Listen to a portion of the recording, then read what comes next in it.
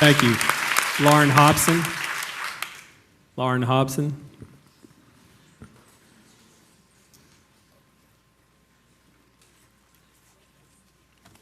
Lauren Hopson, 6513 Foxhound Road. Tonight, I speak before you for the last time as a regular old teacher. Although insinuations have been made through emails to the contrary, I still have almost 4 weeks to represent only myself and exercise my First Amendment rights as a citizen of this county. I am not the president of KCA yet. I am not even the president of Speak. I'm sure some of you are counting on me to play it safe for the next few weeks, but if you did, you haven't been paying attention for the last 2 years. Ironically, the first time I came to you, almost 2 years ago, I did so because of what KCS had done to an excellent teacher who happened to be a coworker and a friend of mine.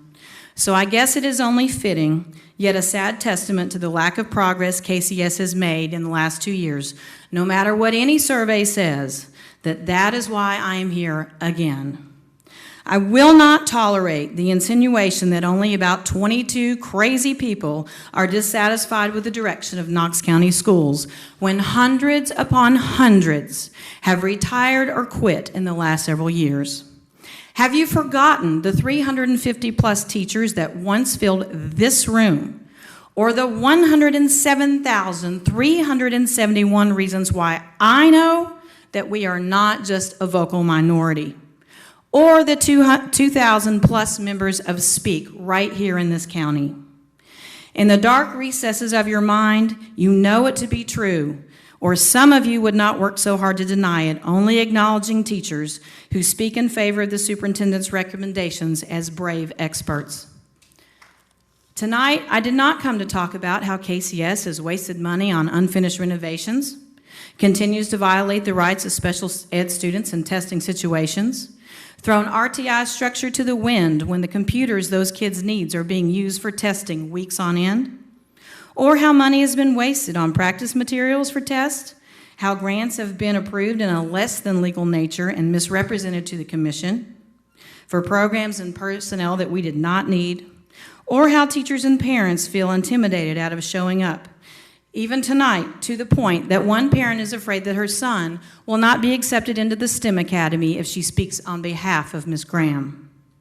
I am not here to tell you about how I, the future president of KCA, got no points on the leadership rubric this year, or how tenured teachers have been riffed or having to wait in line with everybody else for open positions.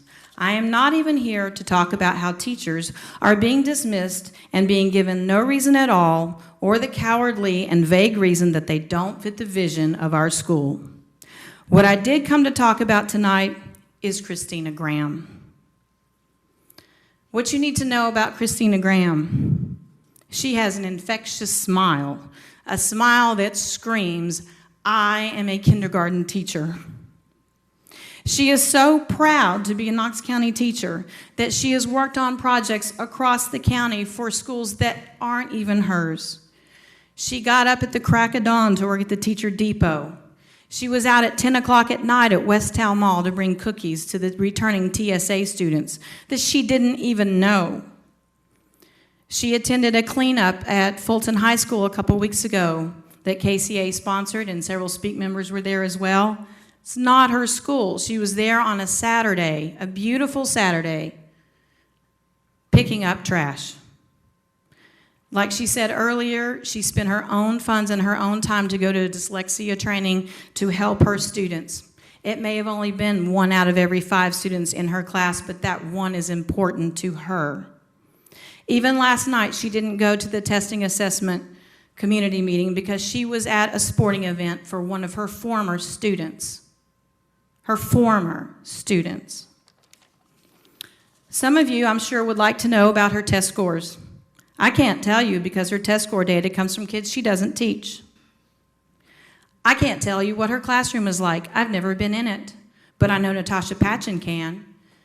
And when you have a teacher that has been voted Teacher of the Week for a local TV station and Teacher of the Month, and she says she's a good teacher, you should listen. She stood up for developmental practices, not against her employer.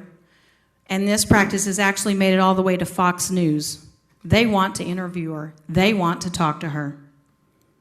We have robbed our children of her presence, the presence of a free thinker. That's what we're trying to cultivate in our children. I can't save her job tonight. I just have a couple more sentences. No one in this room can, especially when the superintendent believes that this publicity has hurt her chances of being rehired in Knox County. But this is our school system, and that I hope that we will still be here long after everybody on that stage has moved on. If you keep supporting policies and management styles that force out good teachers like Christina, the voters will take issue with that, as they did last year, no matter what office you're running for. Thank you.